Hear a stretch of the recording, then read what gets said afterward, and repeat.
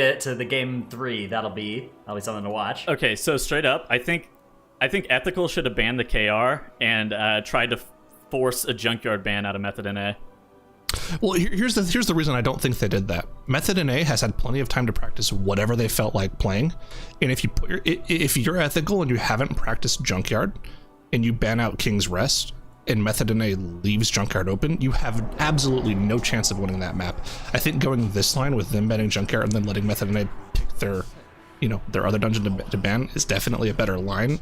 King's Rest, yeah, you probably are gonna lose, but you at least already have a solid strat based off time trials to go off of, and maybe Method NA makes an untimely mistake and gives you a chance to win that map. Sure. All right, so we're into the game here. Both teams using invisibility potions and camouflage to get through the first little area into the Golden Serpent room. Both here at about the same time. Yeah, both of them are standing right on top of where those minions of Zool spawn. It's really important that you get those killed, so Skylark and Lighty doing a really good job of standing there, popping their Berserker Rage, which makes them immune to fear, killing them immediately before pulling the whole entire room here. Yeah, now we've got one Death Knight on each team. Their Death Knight is going to be a big part of this pull, whether or not they are able to do that massive damage the spec is known for in this kind of big AoE. Shakib able to do it on the side of Method NA. Ethical side, things are looking a little bit more balanced. Looks like they're also going to be okay, but Method NA here killed off this trash pack very, very quickly. Look at that. Wow, look at that. Look at Lighty's damage as well. Lighty just popping off here, whereas Skylark went and started kiting a lot earlier. Let's see. Let me go check and see what Lighty's actually playing. I suspect he's got that Mareka's Fang combo, is it the Mareka's Fang? Skylark is playing GG. Yeah. Skylark's on that defensive Lingering Psychic Shell trinket, whereas Lighty has the Mareka's Fang Strength of the Warden offensive combo. Lighty copped a couple of Twilight Death procs. He's playing TD3. Also does have one of those, but as we've seen, tanks are with the the offensive choice. That's often something that can really make the difference if it's an otherwise close series. He hits the Strength of the Warden and procs a TD into his top damage. Yeah, hit the last stand as well. Amp up that Twilight Death even further. It's a classic. Moving right along into the Golden Serpent. Both teams here doing the 2 Awakened Guardians into here as well, the Animated Guardians. Mm-hmm. Something that's actually surprisingly, like a really easy way to save a lot of time in this dungeon is how you do that first pull in this room. Just how stacked up those mobs are for how long is the easiest way that I've ever seen to be able to save just an immense amount of time. But somehow Ethical is starting to claw back at that boss percentage, but then Method NA has turned on the turbo jets and is now increasing the gap again. Yeah, Shakib popping back off here. His Unholy Frenzy had just come up, whereas Shapes was available a little bit earlier into the pull. That caused Ethical to catch up a little bit at the start, but fall a little bit behind here. And Chompy goes down to one of those Animated Guardian slams, I believe. Shape at 3% HP is going to Death Strike out of that. Looking okay for now. A Quake coming up. They need to be careful here. Chompy does have the B-Res on him, waiting to accept it. He just got it. It's going to be accepted now. Method NA proceeding with the Gauntlet room. It's going to be J.B going to go and grab some more of those robots while the rest of the team works on the trash in this area. We do have a Necrotic active in here, so this is something they have to be careful of. And look at that binding shot there to keep Lighty from being hit by too many of them. That's going to line them up perfectly for his noxious venom as well. That's the Mareka's Fang on use. He's got the big massive damage. He's got the massive damn build. Like Mareka's Fang, Strength of the Ward, and Twilight Dev is just the most damage you can do as a Protection Warrior tank, especially in King's Rest. So he's playing it as offensive as he possibly can while still being a dwarf. The fact that he's able to do this on Necrotic is wild to me. Yeah, it is very, very impressive. On the side of Ethical, they are going to be saving those later 2 Animated Guardians for the second half of this Gauntlet room. That is going to make it a little bit easier for them to deal with Necrotic on these larger pulls at the start, and it's going to give them more targets for their rapid reload later, but it's going to incur a little bit more backtracking for Chompy. So, very interestingly enough, Skylark is playing Conflict and Strife Major. He's also playing a Twilight Dev 3 and has some Gushing Wound on his character. But he doesn't have that Mareka's Fang. It comes with those Thunderclap roots, and exactly. It can be a really useful thing against Necrotic. But one problem with it in King's Rest is that a lot of these enemies are immune to those sorts of crowd control effects. So, like, all the remaining enemies in this Gauntlet room will be completely ignoring that effect. Yeah, but Well, actually not completely. There's two of the 3 ones in this pack will be susceptible to it, but aside from that, the main elites in here will not be. I suspect that it's for it gives us immense amount of DR if the mobs are able to be rooted, and in a necrotic environment, you can get that versatility basically whenever you want. So on their big pulls, like the pull after Machemba with all 3 packs together. Or the pack in Machemba's room with all the embalming fluids, he's able to have that permanent versatility uptime. So there's big damage reduction just via that versatility. Yeah, whereas Lighty playing that Strength of the Warden, a little bit more offense rather than defense. Charm goes out on the side of Method and A. Lip gets mind controlled there. Yoda gonna have to cleanse him with that Spirit Beast Purge. Once again, we see Lighty using that Marek's Fang and shooting up here on the damage meters. Yeah, I think Ethical is about the exact same point behind as they were at the very end of the Golden Serpent. I don't think that their time has increased or decreased here. I think that it's remaining the same. Well, they do have 2 animated Guardians, I think, that are still going to be coming in right about now, though, right? Yeah, they're walking in. The animated Guardians they may actually end up speeding up the pack because the Hunters are now able to have rapid reload on the final 2 packs. Right, because they're adding additional targets. I think you still wouldn't choose to bring them in if it didn't give you count. Like, I don't think they're speeding it up in that way. Okay, you absolutely would not do that. Okay, yes, you're absolutely correct about that. You wouldn't do it if it didn't give you count. But it'll be a small time increase for them at worst. Method and A all finished with the Gauntlet room. They are making their way now to this Obelisk, which we know that they can do this with the last boss. But we also know that they generally like to not do that in actual tournament play. They're playing a much safer strategy rather than giving Ethical the chance to win as a result of a Method and A wipe due to 4 obelisks on the last boss. Yeah, interestingly enough, they maintained that Raptor really well on the side of Method and A, and were able to finish off that pack super fast. So now Method and A killing Samrek the Beckoner. Ethical here is going to be finishing up the Queen, her Raptor, and these 2 animated Guardians momentarily entering the Samrek the Beckoner Obelisk. They're slightly behind right now. Yeah, I would say more than slightly. They're like noticeably behind here. What would you say, 45 seconds at this point? Yeah, something like 45 seconds. But they are skipping Samrek here. Yes, this is I think something that we've seen them do before. I think that they are going to do Samrek and 2 other awakened enemies with the last boss. Malthier. Yeah. No, they snap Malthier. You remember that? They snap her on the bridge. I totally forgot what 3 obelisks they played. You're absolutely right. And if they can upgrade that to a 4 obelisk strategy, that might be their best chance here of catching up to Method and A, given that they're behind. So I actually don't believe that they lose a lot of time doing the Malthier obelisk because they found a way to snap that. I don't think anybody previously knew how to snap that obelisk down on that bridge, but they would save some time by upgrading it to a 4 obelisk. You're right. I mean, it might be a similar situation to the Workshop Malthier, where it's like, we could skip this, but it's not really saving us much time. Well, Skylark has to go in that realm regardless because he's a dwarf, so he has to get pulled out by a Hunter that's using camo, if they're using it otherwise. It's, I don't know, weird. Method in A has pulled Machemba the Embalmer, deleting all of the trash before the second round of Construct casts. Ethical is going to be doing a very similar pull here. You saw the first set of Entombs come out of the Constructs. Now all the trash being pulled right on top of Machemba. Shape is going to pop off all of his damage. Look at his damage as he rises up the meters. The Constructs really need to die before their second cast. That is the big break point here. Otherwise, the team would be in bad shape. Method in A dealt with it perfectly. Ethical is going to be downing these 2 Constructs momentarily, then preparing for an Entomb from Machemba the Embalmer. And an Entomb mid-cast on one of those robots when it does go down. Very, very close on the side of Ethical, but they've managed to time it out to perfection. They're going to break their friend out here, and I think they did break their friend out quickly enough. Okay, so we'll know momentarily. Machemba would probably be casting something right about now. Okay, Ethical has also done this strategy. Basically, if you get your friends out of the tomb quick enough, it would probably require you to be standing next to them. You're able to make him to where he does no longer do abilities for the remainder of the fight. This is noticeably dangerous for your tank, especially on a necrotic environment. Yeah, look how many stacks Skylark is sitting at here. Yeah. Just having to get pumped heals into him. And he's going to actually use Heroic Leap here to reset stacks. That is going to be successful. Shape taunted off of him, and he taunted back. So, Machemba the Embalmer, he probably melees the hardest out of any boss in Mythic Plus.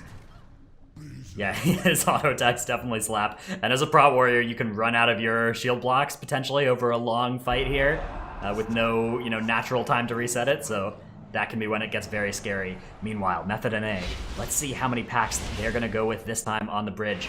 I think we've seen them do all up to the Raptors before. This looks like what they are up to once again. Yes, it's going to be everything. Look for that Death Grip on the Beastmaster in the back. There it is from Shakib. Yep. Everything grouped up. Ooh, dodge the Raptors. Coming down. Ooh, nice shockwave. Goes Shakib's damage. Raptors coming out a little bit, but J.B bringing them right back into the middle of the pack. Berserker does a bleed cast on something, but it does not put a dot on anybody, so that is a mission successful there, and everything has been annihilated here for Method NA. Excellent execution of a pull that is larger than a pull we've seen many teams wipe on in this side. All right, here's doing the Ethical same thing. attempting to do the exact same thing. You do see Arrow and Airy both having those Core Hounds out. They bait the first few of the Berserker bleeds right on top of those Core Hounds. That's a really easy way for Skylark to be able to save a lot of damage. That Healing Tide Totems comes out. Did they just kill this pack quicker than Method NA did? Dude. They've certainly killed it in a comparable way to how Method NA did it, yes. Yeah. Revival was claimed from both healers there against the Poison Barrage, but that is fine. They shouldn't need it for anything to come. Okay, so there's a big difference here between the two teams that you probably wouldn't notice unless you're paying super close attention. Lip on the side of Method NA has camouflage, and he ran down the hallway. He's pulling Kula the Butcher. That pulls everybody out of that Nyalothan realm, and it pulls them out. So basically, they get a free skip. They need to do this because Lighty and J.T are dwarves, so it makes it a little bit easier. Ethical is actually playing Voidweaver Malthier, so Chompy, Arrow, Airy are sitting there in the back, just DPSing Malthier as she walks. Skylark has found a way to snap Malthier, utilizing the side of the stairs here. No other teams have done this before. I don't believe that the snap is very well known. I think people in live would use this because this thing kind of owns. So really good presence of mind by Ethical to be able to snap Malthier in that way. That's not that bad of a time save. Or time loss, rather. Exactly, yeah. This skip is going to cost them like 20, 30 seconds more than it cost Method NA, but they're taking an awakened enemy down with it. Exactly. That is a great trade-off probably for Ethical. However, they are still overall behind here. As Method NA has slain Kula the Butcher, Ethical just getting started on it. So Ethical a third of this boss fight behind where Method NA is. And I don't know how they're going to be able to accelerate here. I think that something might need to go wrong on the side of Method NA for Ethical to take this one. Well, okay, with how King's Rest goes, one or two deaths, especially on King Dazar with a bunch of obelisks, could turn the tide fairly quickly. I've seen a lot of different things that have happened in this dungeon over the years that it absolutely can happen. But yes, I agree. Method NA is firmly in the driver's seat right now.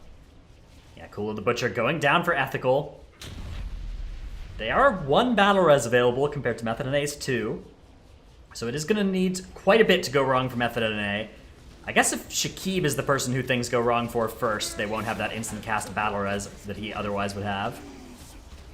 They do a good job there of beating the next totem cast, and they're going to go and clean up those totems while they're waiting for Akali the Conqueror to spawn. That's a smart move, allowing the Torrent totem and the Thundering totem to just stay up. Basically, it doesn't cost your hunters any damage to be able to like move or not cast, I guess, because they're hunters. But so they don't waste any DPS going into that because it doesn't really cost them anything. It's just JB, don't get locked out kind of thing. Yeah, there is, the Torrent totem can cause a little bit of a problem. That's why they killed it over the Thundering Crash when they had the opportunity. Yes, especially when lining up for soaking those charges from Akali. Especially with Quaking active. Yeah, with Quaking active. That can be a very rough overlap. We saw Method NA doing a good job there. They're having this nice strategy of the players are always making a nice long line to be soaked in so that if Quaking does overlap, it's not going to be the end of the world. Yeah.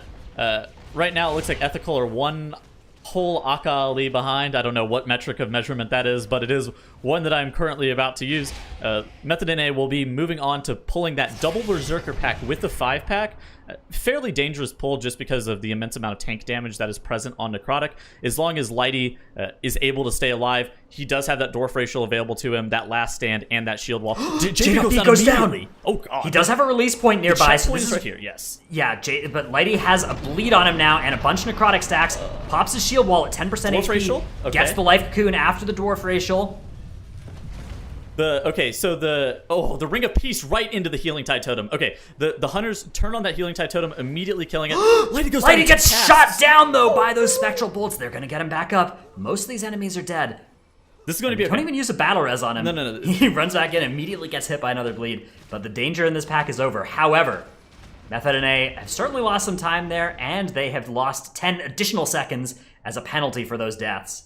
Yeah, that's definitely something that Ethical needed to go in their favor to be able to deal with this. Lighty and JB using a invisibility potion here, whereas I believe Shakib's probably just Shakib also used an invisibility potion, so Yoda and Lip just end up using camo to walk through though. Yeah, the teams have decided here that the fastest way through that pack, rather than trying to do some fancy feign death, combat drop, is just to run through with that. Well, they would only get like 2 more potions spot in the dungeon, right? So it's not as costly as you would otherwise suspect. Potions are really not, like, group wide. Potions do save the team some time.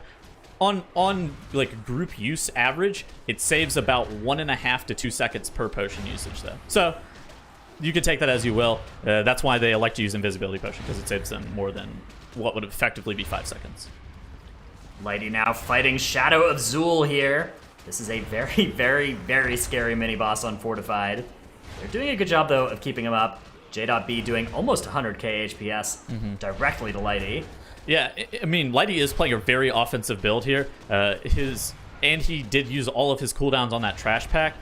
He looks like he's going to be fine, though. He's going to go ahead and leap out of here. There's going to be another Shadow Barrage, though, that's going to connect with him. He's going to intervene back now. Intervenes again.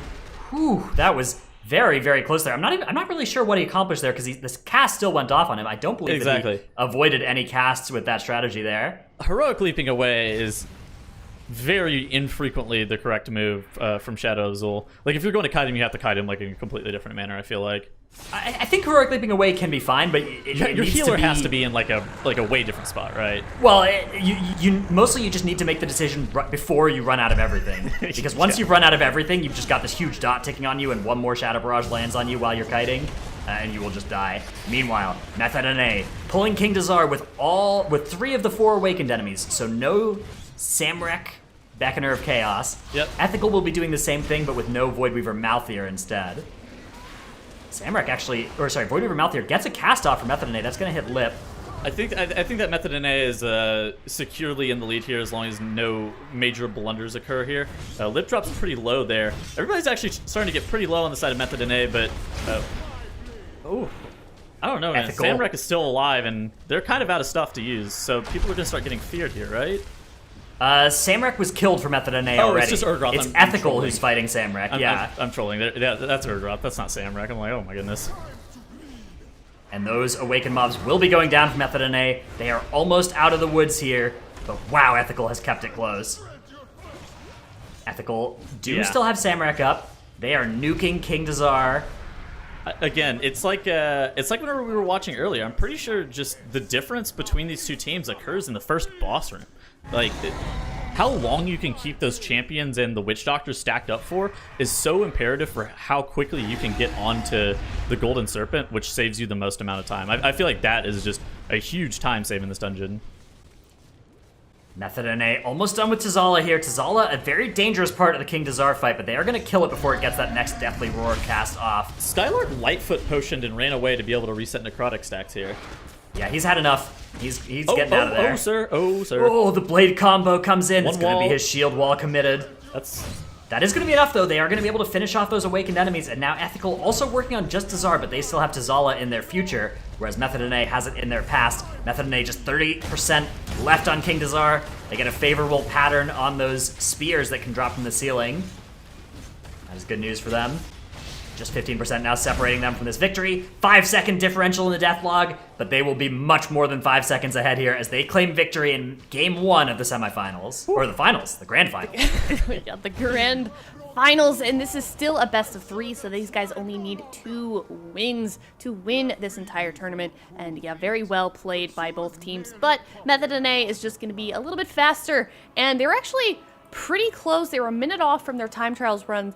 But, I mean, both of these teams, they had 2 deaths on the board, Zyro, on both sides, but still a very, very close match. I mean, this is a pretty similar time to what we saw from the Method and A versus Complexity Limit series as well from Method. So I think that, we talked about it a little bit in that series as well, that we're pretty sure that the time trial run for King's Rest was more than likely either a 4 obelisk pull or extra trash on top of the final boss for Method and A. But, man, this team is just so ridiculously strong. And one of the things we always mention during broadcasts is, the one thing that teams can do to have a chance of coming back whenever they're behind is just stay within, snapping range as well of the other team. Because if they do make a mistake, you can capitalize on that. But Method and A, number one, they make so few mistakes. And the mistakes that they do make, they're so good at not letting them turn into catastrophic wipes. I mean, the one mistake they made this dungeon after the council boss, JB went down, the laddie went down, but they didn't even full team wipe. They just leaped right back in and had no issues. Like, these guys are so good at correcting the mistakes they made. Yeah, those 2 deaths looked like it did not even slow Method NA down. And as I said, Ethical also had 2 deaths. But when these teams are so close like that, Dratnos, and you're not really making these huge mistakes that we've seen in these past series, where do you even find room to pull ahead? Yeah, I mean, it's like Tuttles was saying, it's the execution of the same pulls against each other. These two teams had pretty close to the same strategy, with the exception of an Awakened Obelisk choice difference. But the time was made up by Method and A just executing the first boss room a little bit quicker. And, the lead that they opened up at the very start of the dungeon was the lead that they won the dungeon with. Yeah, it's something you definitely love to see when these teams are so close together, especially in the Grand Final Series. Method and A only 1 win away from winning this whole tournament. Zyro, what did you want to break down from that last match? Well, there's one section of the dungeon that Method and A absolutely crushed this time around, and it was kind of a question mark for them against Complexity Limit. Actually, their performance in Machimba's room against Complexity Limit let Limit back into that map, but they absolutely annihilated the trash against Machimba, and then the trash pull right afterwards as well. Again, just perfect execution there, line of sighting around the corner, making sure everything gets stacked up again, making sure their tank positioning is right on top of all the mobs so that they can kite everything around and keep it stacked for the DPS to do their optimal damage, like Tettles was mentioning at the end of that dungeon there. They're just so good at doing the small things that it's so hard to find any advantages against this team. It for sure is. And, looking at the rest of this map pool too, I'm not, we're going to Underrot and then Waycrest, as we've seen a Junkyard and Shrine banned on this map pool.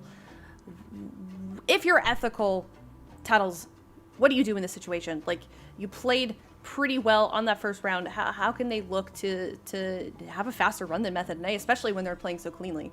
I think that they just have to commit to continuing to play clean and just hope it goes to the Waycrest Manor. Like, dude, their Waycrest Manor, Ethical's and Method and A's Waycrest Manor is very similar in terms of their pulls, to the point where I think either one of them could be able to edge out the other one in Waycrest. Ethical has to be able to get through the Underrot. We saw that they had a faster Underrot than Method and A in Live Cup performance so far, because they did change their strategy from ×2 Demon Hunter and ×2 Death Knight to Demon Hunter from Time Trials to the double Hunter DK to match the composition of Method and A. They have to be able to have just a super clean bolstering Underrot. That's absolutely the most imperative thing. I don't think they need to change up any of their strategy. They just have to be able to play their own game and focus on what's ahead of them. And on the other side, Method and A in their time trials, they have a 14-minute Underrot. If Ethical manages to play it cleanly, like you just said, Tuttles, is that going to be enough to have a faster time, Dratnos? Well, I think it's a really interesting question for Method and A, because they have this 14-minute run that we assume is a 4 obelisk with the last boss time. And then in the actual cup, they played a 3 obelisk strategy that was slower than Ethical's time trial and slower than Ethical's cup time so far. Okay, so I think if I'm Method and A, I'm thinking about trying to do that 4 obelisk strategy, because I'm not confident that the 3 obelisks is actually going to beat Ethical. For what it was worth, though, the only time that they did play Underrot was the first series of the day of the entire tournament versus Fly Me Out, the 8th seed. So they may, again, have been playing something a little bit safer than what they initially prepped, and they were actually prepped to go with the 4 obelisk. Yeah, it's some... Go ahead. Absolutely. It's just a question of whether or not they are going to switch gear to that full, no holds barred, everything we've got strategy. Well, we will have to see if they bring everything to the table here. It is Method NA versus Ethical here in the Grand Finals. Method NA only 1 win away from winning this whole thing. And right off the bat, we see a massive pull coming out from both teams. 2 matrons involved here. Those are going to be the massive bolstering targets that they have to be careful of. Oh, oh my goodness, that thing dies right before getting its cleave off. Lip goes Arrow down. with 1% HP, then getting life. Skylark goes down. Arrow goes down immediately, and these mobs are now just going to turn around and murder everybody. One of those matrons is still on 70% health. I believe that it must have gotten a heal cast onto it from one of the blood priests. Method and A, though, with 1 death, much cleaner. They are going to move through with their shadow melds towards the first boss. Dude, I have always hated the double matron pull. Like, it's so easy to get messed up due to bolstering. And in addition to that, they're pulling the maggot into it, which if the maggot is enraged by the matron, you can't stop the bile cast after it's started if it's enraged. You can only start it before it ends up casting.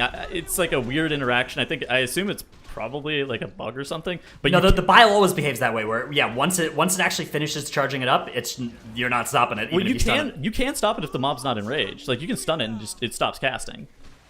Even when it's not enraged, I've seen it continue. Even okay. Anyways. Most of the time it'll stop, but sometimes it doesn't stop and it's terrible. And that's what happened for Ethical right there. The bile actually got off too. That pull is rough. Yeah. You gotta have somebody assigned to handling that, and they have to get it every single time, or else that can happen. Ethical so slowed down by this. You saw them fight 1 matron by itself, and they are now going to be doing another tiny pull here, and it's going to have taken them 3 pulls to do what Method and A was able to do in 1. Ooh, 3 pulls and 5 deaths, by the way. So they're 1 full Elderly Axa behind. This is not looking superb for Ethical. Method and A, on the other hand, has accelerated into Elderly Axa, should be going down momentarily. The next pull that we've seen from a lot of teams this weekend is immediately after this, they pull into like a double Blood Swarmer, double Lasher pull like on the right-hand side because it is teaming and the groups need trash count. Highly not recommend pulling this on live, but these teams are professionals. Yeah, they've got their expert routes ready, grabbing 5 Lashers together. Okay, so 5 Lashers, triple Rot, double Blood Swarmer. Yep, triple Maggot. Okay. The thing that these players have is they have the ability to note if they're being targeted by Lashers, and they can use something like Turtle or AMS to prevent the stun from going through. JW also has a Dispel and a Revival to remove extra casts, and they really only need to handle 1 cast from each Lasher before it will all be dead. Oh. As you can see here. Wow, that is a large bat. That bat is chasing Lip down. Lip doing a great job of dead zoning it. Is that Cahoon? Just between its maximum and minimum ranges outside of where it can hit. So something that's actually really interesting, not the Cahoon comment, but both Lip and Yoda are playing human Beast Mastery Hunters, and that's how they're able to get away with that pull right there. Because they can everyman out of the stun. Exactly. So the Disease Lashers, their stun is their cast is a stun. Like Dratna said, every man for himself breaks stuns. Really good just use and knowledge of how the game ends up functioning by Yoda and Lip there. Ethical pulled that mask pack on the side there, so they got a little bit more count from this first section than Method and A did. But Method and A firmly in the driver's seat as they are pulling half of Cragmaw's room now. Again, not using DK damage here, just that Hunter AoE. Hunter, consistent damage every single pull, no cooldowns required. Whereas Death Knight, much more reliant on having all of their stuff ready to do big damage. Bestial Wrath, just the cooldown of it being able to get reduced by barb shot casts and then rapid reload reducing aspect of the wild cooldown just makes Hunters able to have everything every single pull. Dude, did Lighting just go around the other side and now Yoda and Lip are misdirecting all of the trash to him? The rest of the trash in this room. What is this The old pull? pincer maneuver. Yeah, the pincer maneuver in a bolstering setting with triple bat. That is there's a healthy bat there. I see it. Uh-oh. There it is. That is a large bat. Oh, big bat. Big bird. They have a stun on it. Oh, it charges. No. Oh, no. Shakib. He is inching backwards tentatively. This is a concept called dead zoning. The Blood Swarmer has an ability, has a charge ability, but if you were more than 5 yards away, he can't melee you, but at the same time, he won't charge you. So Shakib is doing a good job of inching away. Yeah, you're trying to stay between 5 and 15 yards or something away from him so that you're not getting hit and you're also not getting that charge to trigger. While keeping Chains of Ice or potentially Concussive Shot maintained on the bat. Yeah, the slow is really something that is important for that, because otherwise it's very hard to reliably stay in that range. I have been in groups that do not have a slow on the bat. Not what you hope for. Yeah, we've actually seen a lot of different strategies revolving around that bat before. Even for Method and A, back when J.B was playing that druid, he would just spam hibernates on it to keep it distracted in the middle of his cast. I always love those strats. Like the hibernate spam is so clutch too, because you can get those feral bloodswarmers caught in a sonic screech cast over and over again, and then it'll just sit there not doing anything. It's OP. Like it's a really good live strategy. For MDI, they're pulling a little bit big for that, but yeah, there's too many bats to apply that strategy to each of them. Ooh, Ethical though, really also low. doing a large pull here though. This is looking pretty good for them. There is a blood swarmer that is quite thick though. That thing has a lot of health. A fat one. But I think they're going to be okay. Yeah, it is casting Sonic Screech. Ooh, cast goes off. Chompy goes down. That blood swarmer is going a murdering. It is on a tear. Something that's also important to note about the Bloodswarmer is that it has a mixture, like it has mixed damage. Basically, so part of its melee is shadow damage, and then part of its melee is physical damage. The physical damage part, not that bad. The shadow damage part will 100 to 0 you. Like and it does, like, since it does mixed damage, there's some things like AMS that are good versus it, but like you can't dodge it or parry it or anything like that without also taking the shadow damage component. Yeah, it requires you, like a rogue, you want to pop both cloak and parry. Method and A now pulling trash onto the final percentage points of this bolstering boss. Very good strategy here to get the upside of fighting trash onto bosses without the downside of getting bolstering stacks onto bosses. Yeah, I find it interesting. Okay, so in seasons past, we've actually seen a lot of teams play Horde on Underrot because Blood Elf Racial, the Arcane Torrent, is really good for these reanimated Guardians. However, Method NA electing to go Alliance, presumably for that human racial, if I really had to suspect, right?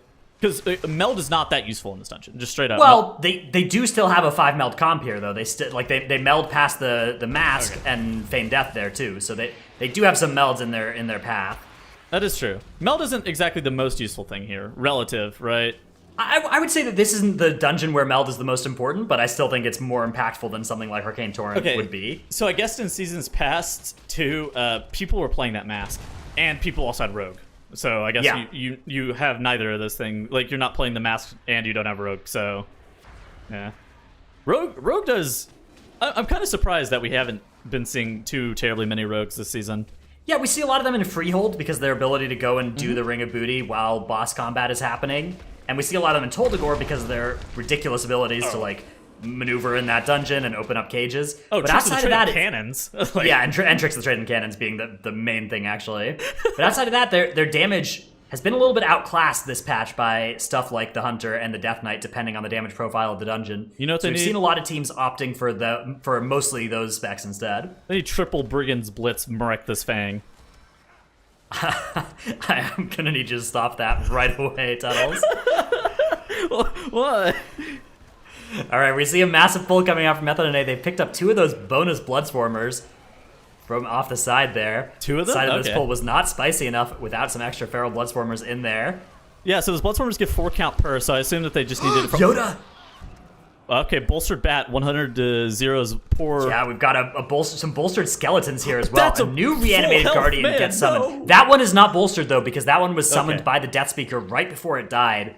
So it actually dodged most of the bolstering stacks. However, you can see there is one that is a large skeleton, and this may be a shadow meld from Method and A to avoid the combat with those things. So do you get another bat, or do you kill that reanimated Guardian whenever it gets back into place?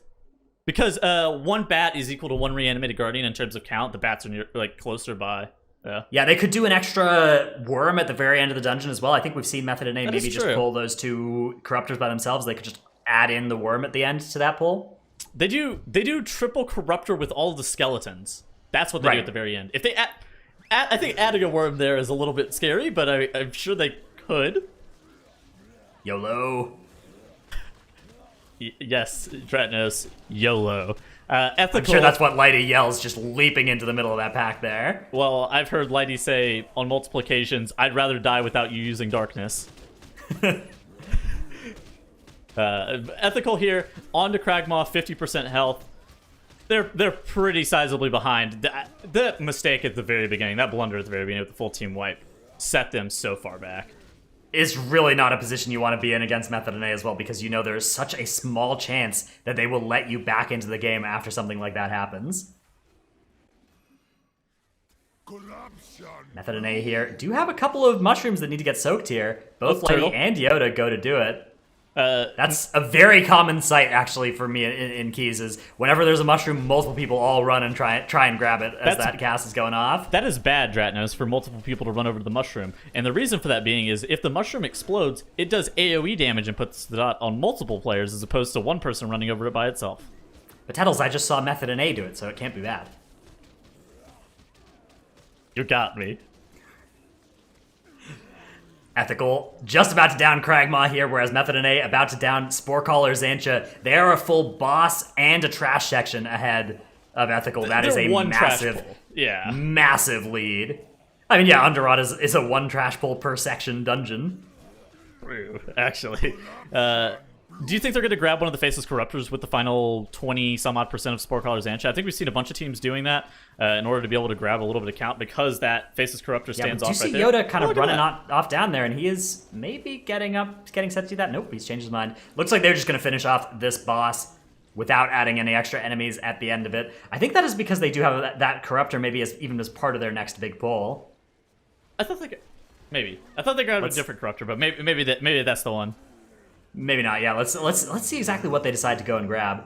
We know that there are some skeletons involved here. They are at 88% trash count already, so they're fairly high when you factor in the fact that they are going to get 3 awakened enemies worth of count here as well. You can skystep in camo? Yep. Okay, we have to use that one later. Ethical actually does get down the same pull that Method and A had a few problems on, and is going to be starting Sporecaller Xantia here shortly. Unfortunately, they're approximately 2 minutes behind at this point, so there would need to be a calamity for Method and A. Basically, Method and A would need to wipe on the final boss. Which can happen. Right, there will be awakened enemies there. Yeah, they can wipe here's the melee killers. Yeah, Method and A have gotten those skeletons in with these Corruptors, and that should be all the count that they need. 2 Corruptors, 5 skeletons is the pull. Method and A on track here for, it looks like maybe something like 15 minutes is potentially what they're up to here, so I don't think that this is their 14-minute strategy. I continue to believe... Actually, wait, yeah, I continue to believe that the 14-minute must have been a 4 obelisk run, whereas this time we have seen them do that obelisk before. Yeah, this is this is definitely going to shape up to be like a 16-minute with... there was some mistakes that could have been improved on, but none of them are... how we would deem catastrophic. Ethical had one catastrophic mistake. Yes, Method and A does have a challenging final boss ahead of them here, though. This is going to be a Tyrannical 3 obelisk Unbound Abomination here to end out this Underrot map. If they wipe here, Ethical is definitely in position to close the gap. The awakened enemies now spawn in. We've got the Blood of the Corruptor, the Fear Guy, and the Spider. Method and A moving towards the Spider after baiting the first Vile Expulsion away from where it spawns. That's going to give them quite a lot of time here with relatively free DPS time. Should keep making good use of that. Popping all his cooldowns as basically nothing is going to force him out for the next 10 seconds. Yeah, spikes up to the first place in the damage meter. Yeah. Unbound Abomination is actually one of the easier bosses to be able to deal with just generally. But whenever you match it up with triple obelisks, basically anything can occur. They are really, really tightly packed into the wall right here. Yeah, that's something they got to be really careful of, because when the boss aims too much at the wall, it will bounce off the wall in a more unpredictable way than if he's actually aimed towards the middle of the room. Yeah. That can cause surprising spore placements that have caught teams off guard in the past. Yes, so there is a theory that the bounce off the wall of the Vile Expulsion is the cause of the, quote, JB spore, which is whenever you get hit by an invisible spore. It is very unknown how those spores occur, but occasionally you'll get an invisible spore that'll hit your whole entire group and wipe you. It's terrible. Yeah, that is part of why teams like to generally aim the Unbound Abomination a little bit more of an angle towards the middle of the room. I like positioning towards the middle of the room, but towards the middle of the room with the Fear Guy is really bad because you can just get hit by those fixated spores as is. Method and A have taken down those awakened enemies. All that stands between them And a victory in this series to close out the entire tournament is the last phase of this boss fight. So something that Lip and Yoda that are doing that is really smart is they're actually multi-shotting those spores to be able to get their rapid reload to try to get their aspect of the wild cooldown up a little bit quicker. But they don't have like their pet abilities macroed into that specific multi-shot macro. And with that usage, they are able to just purely get aspect of the wild cooldown as opposed to sending their pets off into the middle of the spores. Yeah, that's not where you want your pets to be. It also does a good job of just managing the spores, making sure that none of them get ahead of where your group is, because that can be when you start to have problems from them. Really just one multi-shot cast there can take care of almost all the spores. So Ethical is going to be pulling Unbound Abomination here momentarily, but Titan Keeper Herzl is going to be zapping down the last few mobs for Method NA, allowing Method NA to be able to take this series 2-0. Wow. Method NA 2-0ing in the grand finals against such a strong team like Ethical. But, you know, they had those 9 deaths, and it's definitely, you know, you have those early deaths, and it just seems like it kind of became impossible for them to catch up at the end there, Zyro.